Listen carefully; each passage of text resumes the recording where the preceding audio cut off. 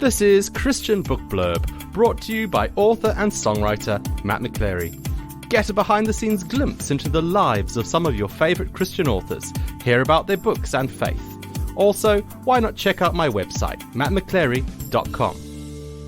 Hello and welcome to this edition of Christian Book Blurb. This is the podcast where we interview Christian authors about their books, their faith, and their lives. Today I am joined by the author Lucy Rycroft, who's going to be telling us a little bit about an Advent book she has written.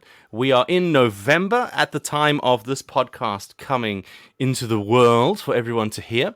And it's a great opportunity for us to start thinking about the Advent season that is coming up. So it's my pleasure to welcome Lucy onto the show today. Hi, Lucy. Hi, Matt. Thanks for having me. And today we're going to be talking about your Advent book called Redeeming Advent, Pursuing Christ Through the Haze of Tinsel, Gift Wrap, and, how do you say it, Leberkuchen? Did I say it right? Leberkuchen. Nearly, yep. Almost. I haven't quite got it, but great. So, Redeeming Advent. This is very interesting because I know that for me personally, Christmas, I've got 3 young kids, and school kind of goes into overdrive, and family life goes into overdrive, and everything goes a bit nuts. So, through a haze of tinsel, gift wrap, and is about right. Is about right for me. So, what is your Redeeming Advent all about?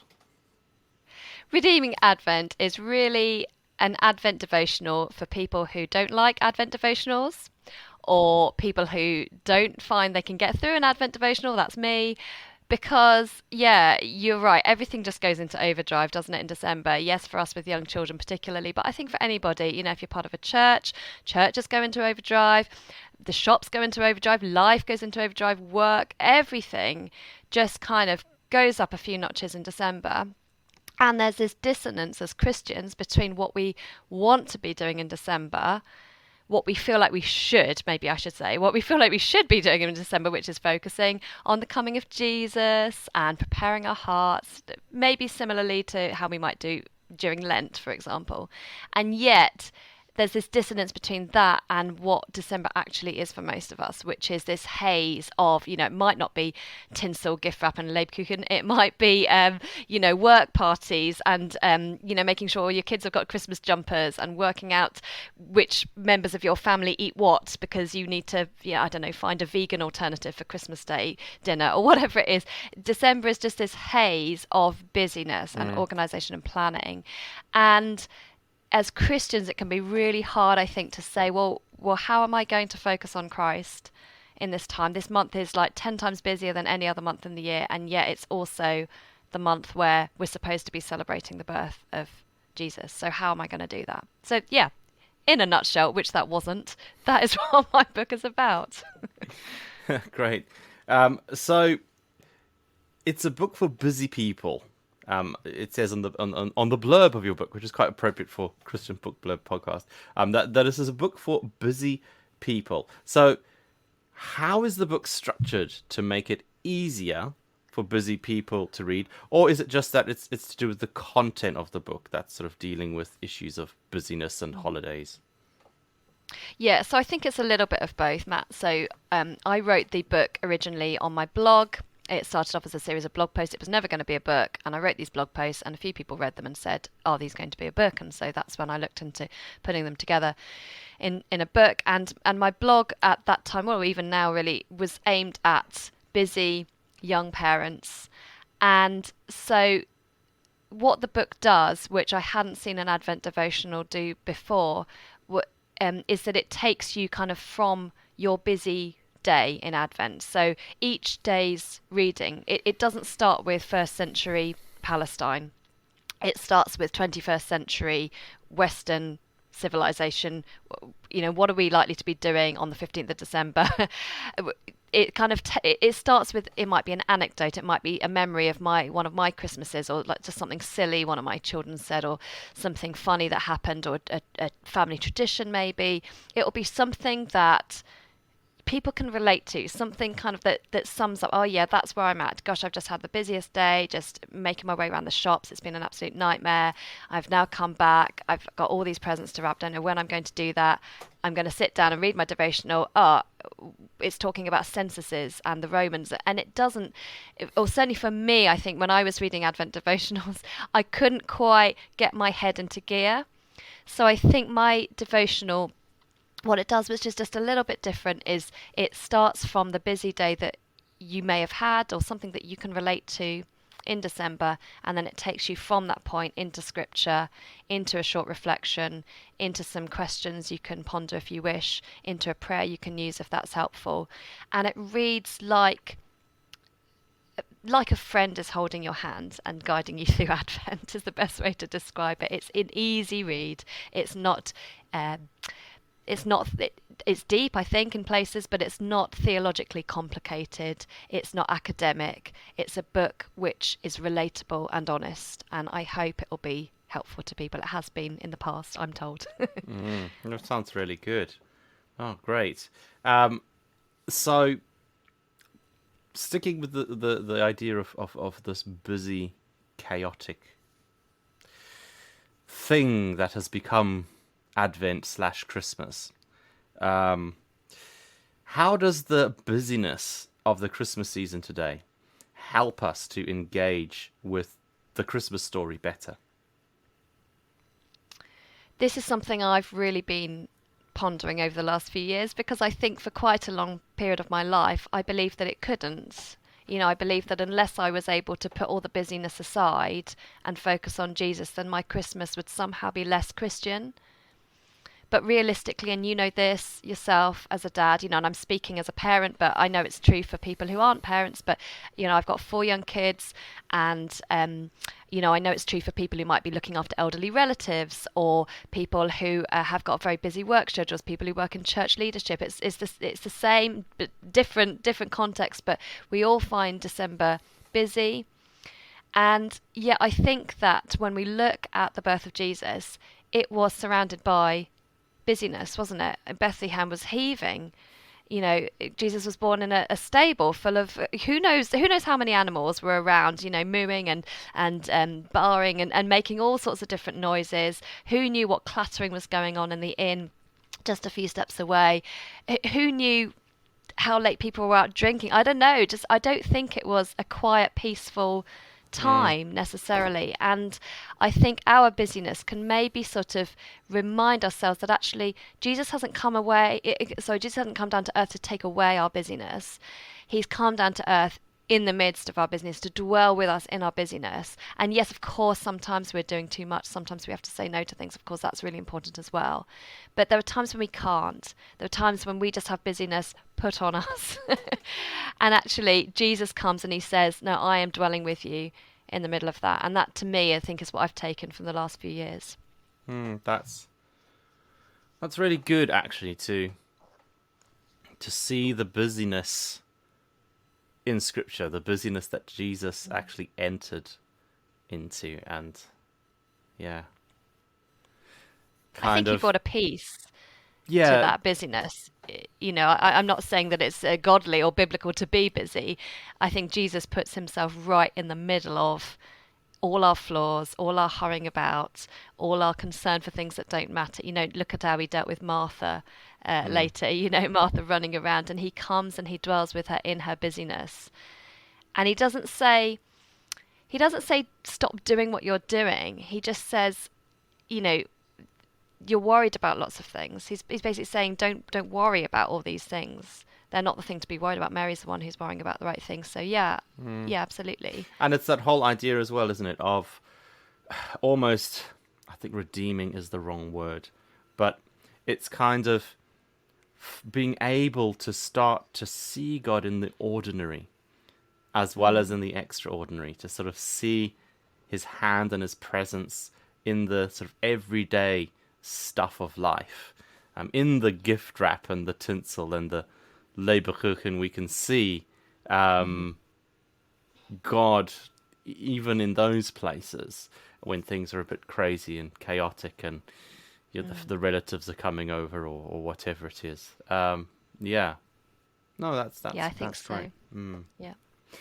Have you got any Advent or festive top tips for our audience? Changing tack ever so slightly. Hmm. Have you got any top I tips think for people who find Christmas busy or frantic? right. Um, Based on many years of feeling busy and frantic over Christmas, to me, I think it's about organisation and actually being very, very strict with ourselves about what we do and we don't do in December. And I found last year, um, to my regret, that this starts in September. Last year I started being asked in September to do things in December, and throughout September, October, November, I just said yes to lots and lots of very small things, which in themselves seem very innocuous, very harmless, wouldn't take up a huge amount of my time. By the time I was heading towards the start of December, I was looking at my diary thinking, my flipping goodness, how am I going to cope with this? And by God's grace, I did, but it did teach me an important lesson that actually you need to look at your December right from September when the first person asks you to do something, whether it's for church, for the PTA, for whatever. I'm not saying don't be helpful. I'm not saying don't do anything for anyone else this Christmas, but just look and pray. Look at your diary, pray about what's right to get involved with this year, and kind of be very, very strict. Guard that time because Christmas is busy anyway without all the additional stuff. So that would be my top tip. Just get organised, look at your diary, and don't take on too much too far in advance. Really good. Thank you. You've written other books as well as Redeeming Advent. Can you tell us a little bit about them? What are they? What are they about? Yeah.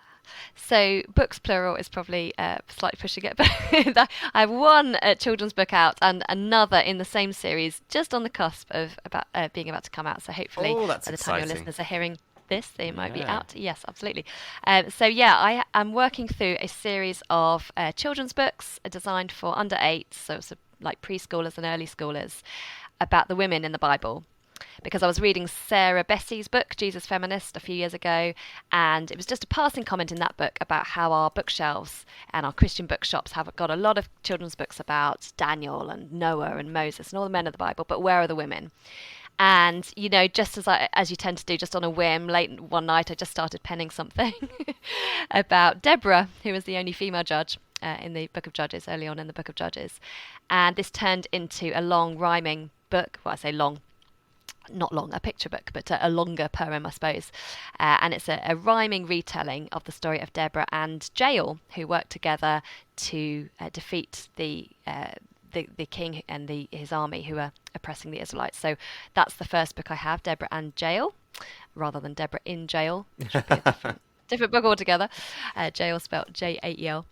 And the next book out will be Abigail, and Rahab will come shortly after that. And I'm working on Esther and Sarah and Hagar as well. So my dream is to bring out a whole series of children's books, maybe a dozen or so, on the women in the Bible. It sounds really, really good.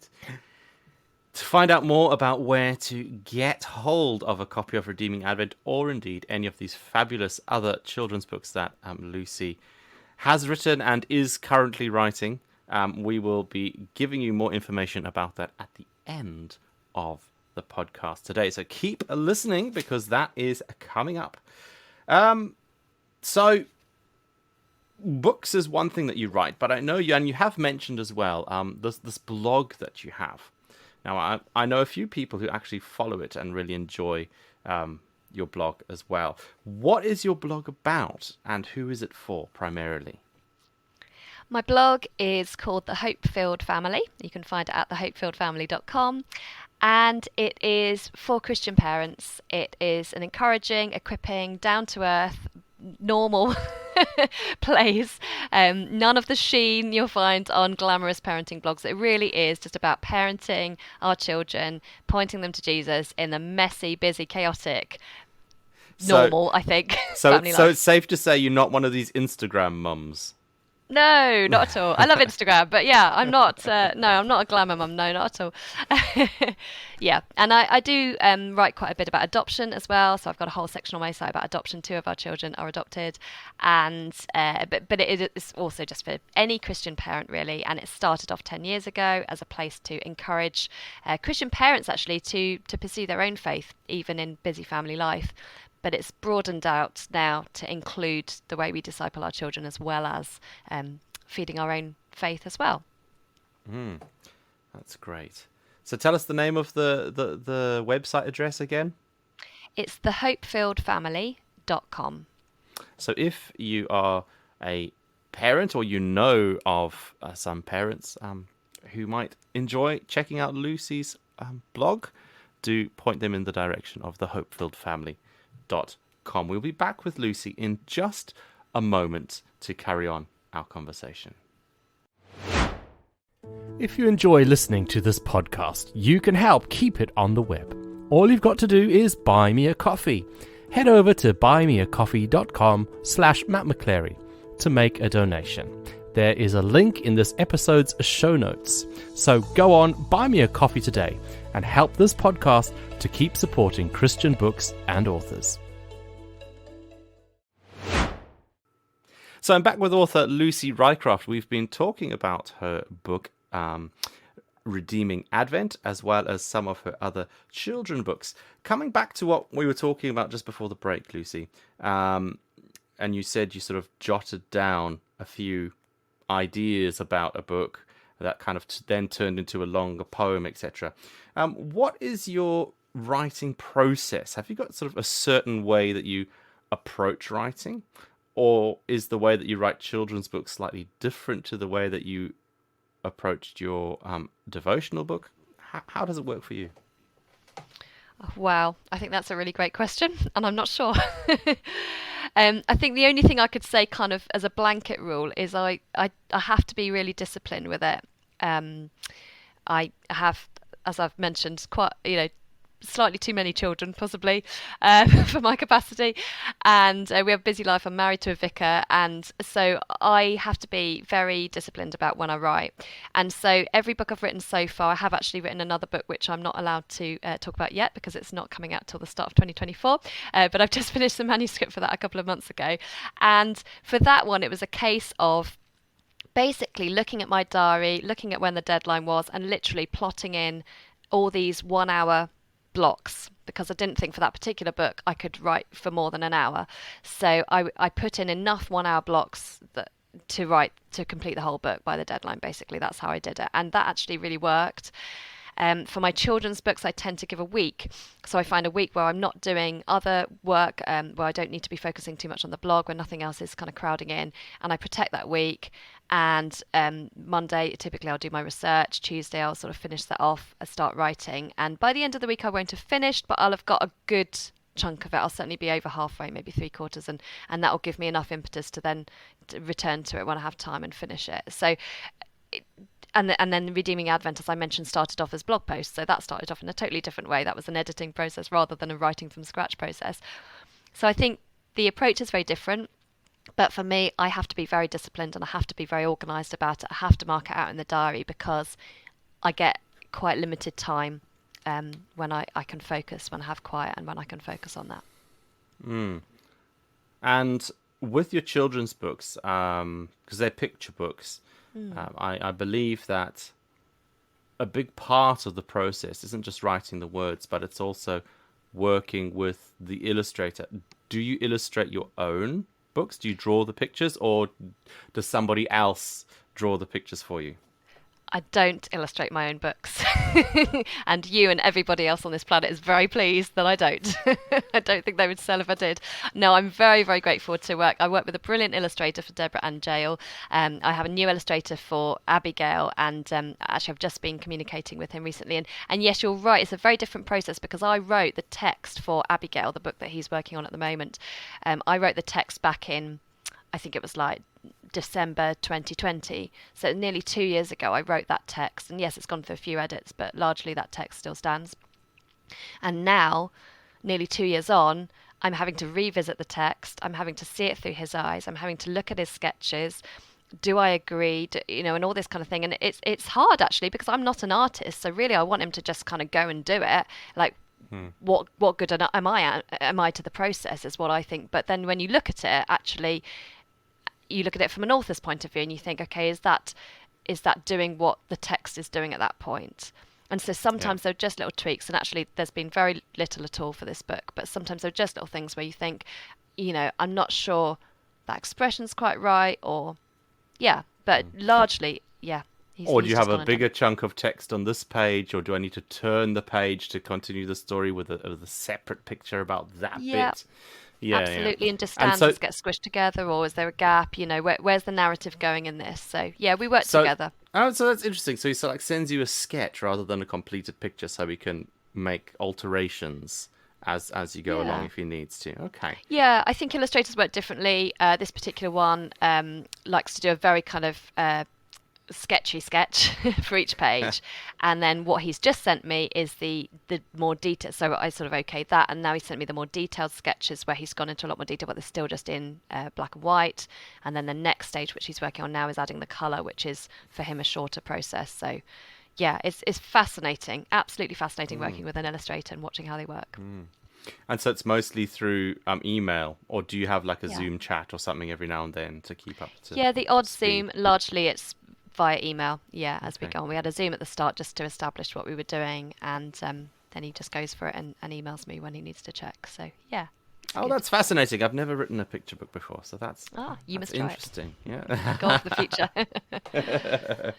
Oh, really good. So one of the things we like to do on the podcast is to obviously speak to the authors about their books, but also to find out a little bit about your life and your faith, as sort of the person behind the pen, as it were. So um, let's start off then. What do you do for fun? Do you have any hobbies? Do you have time for hobbies? I think my number one hobby at the moment is laundry, probably. Does that count as a hobby? Oh, I really hope not. um, yeah, I do an awful lot of that. No, I do. So I try and blog full time. That's my kind of what I consider to be my full time job when my kids are in school. Obviously, after school, I have quite a lot to do with my children. If and when I get some free time, I love to read. I love playing board games, which is great because the family do too. We've sort of indoctrinated them into the way of various games. I love cooking. I love hosting. I love having friends and family round. Nothing thrills me more than on Sunday. It was my daughter's birthday, and we had our friends round, and my mum was here, and it was just so lovely to have a big family feast together. That is just my idea of a perfect afternoon. Um, yeah, I like to walk my dog. I like to get out into nature when I can. So yeah, and good Netflix series as well, of Yeah. course. We've just finished Stranger Things, so Stranger Ah, Things right. our family's all into Stranger Things at the moment. But yeah, that's good as well. Yeah. Great. And um, you said that you're a wife of a vicar. Is that right? Yes. Yeah. Okay. For my So, sons. how did you come to meet each other? We met at university, at which point he wasn't a vicar. Um, and we got married straight after university when he was about to go into teaching. But we both knew, even at that point, that he wasn't going to be in teaching that long. We didn't think he was going to be in it for as short a time as he was. But I think within a few weeks he came home and was saying, "No, I think this is it for me. I'm just going to do the year and then move on." But yeah, we both sensed that he was going to end up in church leadership. And actually, my dad was a vicar growing up, and I wasn't looking to marry a vicar, but I also kind of just had that sense that that's where it might end up. And I'm okay with that.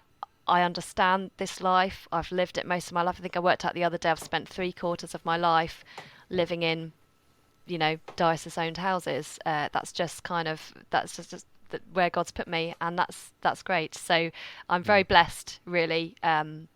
For a lot of spouses, it's difficult.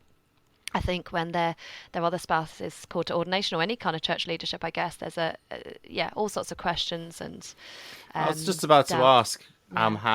how that has helped to strengthen or grow your faith, or has it done the opposite? Is it more difficult being a vicar's wife? I think it's no different to what I know. I've always been in a bit of a goldfish bowl.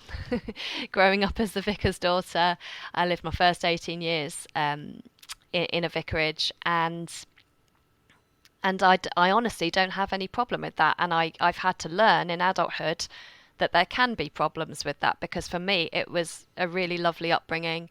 There were a lot of advantages. I think I saw my parents live out their faith very obviously. We had a very open home. I saw them show hospitality to strangers, and it really, really impacted my adult Christian life. And that's what we try and do now. So I've had to kind of learn, okay, sometimes it can be difficult. I've had to learn that, it might not be as easy a run for our own children. I've had to learn about boundaries and the need to protect them sometimes from influences that might not be great, or maybe influences that might be great, but maybe an overexposure to those influences. I need to make sure that they're not growing up kind of feeling straitjacketed into faith or the church, but they're free to make their own decision as well.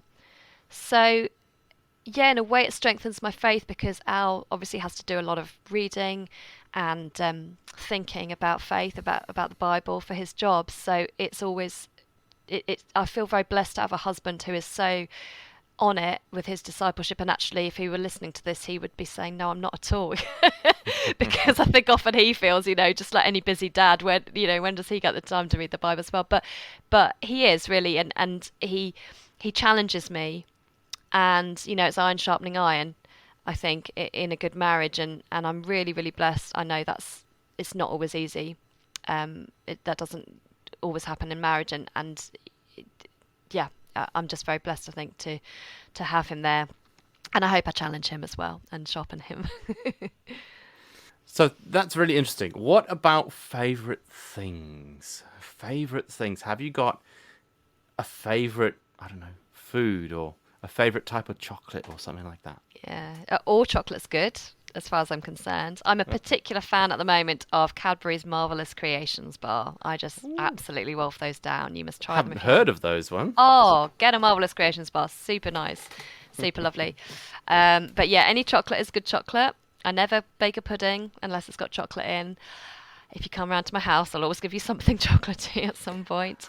How about chocolate cake? Because I know chocolate cake is it's kind of slipped out of fashion a bit, I've found, chocolate cake. You can get chocolate brownies, but I don't often see a chocolate cake around these days. How are you with chocolate cake?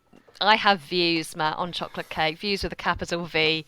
I think there's chocolate cake, and there's brown cake. And I think for too long, us Brits have been satisfied with brown cake, and it's not chocolate cake. So when I make a chocolate cake, it is rich and it is decadent, it's moist, it's got loads of real chocolate in there, it's got lovely chocolate icing. I'm not going to go in, if I'm going to go in, I'm going to go in the full way. I'm not going to do this by halves. So I don't make brown sponges. That's just not my cup of tea. Same with a hot chocolate. You don't make it with water. I'm sorry. I don't even care if the packet says make it with water. You always make it with milk. That's the rule in the Rycroft household. But yeah, we're all quite into chocolate, and curry. Curry would be my favourite meal, I think, if I couldn't just eat chocolate all the time. So there you go, curry and chocolate, perfect. Very good, wonderful. Have you been to Cadbury World to experience the madness that is Cadbury World? I spent my hen party at Cadbury World. Well, there you go. I think that says a lot, doesn't it, about the place chocolate has in your life. That is fantastic. Really good. I also live in York, a few paces away from the Nestle factory, which was traditionally Rowntree's, which was one of the big employers in York. And even now, York has a lot of kind of newer companies that make chocolate. So yeah, I've moved to the right place. We're a chocolate loving city. Well, thank you so much, Lucy, for joining us on the show today. Just to finish off, I did promise our listeners that if they wanted to find out more about you, or to read your blog, or to buy any of your books, where can they go to find you on social media or on the internet, or where can they go? What addresses do you have, or what Facebook names or whatever do you have? The long reel. No, there's not too many. I'm basically Hopefield Family, the Hopefield Family on Instagram. I'm the Hopefield Family on Facebook, and I largely post to Instagram. I've just started on TikTok. I've got about 4 followers. So I promise I will put some content on there eventually when I've worked out how to operate it. And I'm the Hopefield Family on TikTok. I'm Hopefield Lucy on Twitter. I don't really do much on Twitter, and yeah, that was the only name I could get. So other than that, the Hopefield Family everywhere, and the hopefieldfamily.com is my website, but you can also find my books at Amazon, Eden, Waterstones, all the usual places. Wonderful. Thank you. Thank you so much for joining us, Lucy. It's been fabulous talking to you today.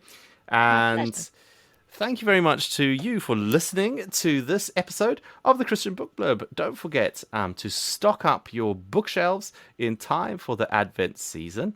That is coming up really soon. So if you are busy and you think that Lucy's book, Redeeming Advent, is the one for you, do go and grab a copy sometime soon. Thank you for listening. And don't forget, the Christian Book Blurb comes out every 2 weeks or so, twice a month. Yes, I'm just reminding myself. That's right, I haven't gone mad. It comes out twice a month, and we will be continuing well into 2023. So do keep checking out more and more episodes of the Christian Book Blurb, and we do hope to have the pleasure of your company again soon. Goodbye. Thanks for listening to Christian Book Blurb with your host, Matt McChlery.